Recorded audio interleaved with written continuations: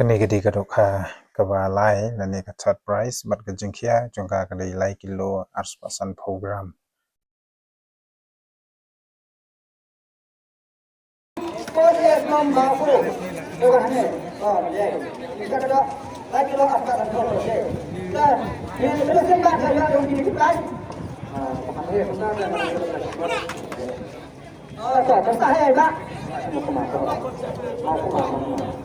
Sama kelas suara, bersih suara, mau jelas.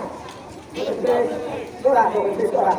Jadi kalau ni tu hanya ini dari kita sudah suksesan sa, terus kami jadi bisa mengenai sumber daya ini mungkin. Nah, pun bahagia, nak pernah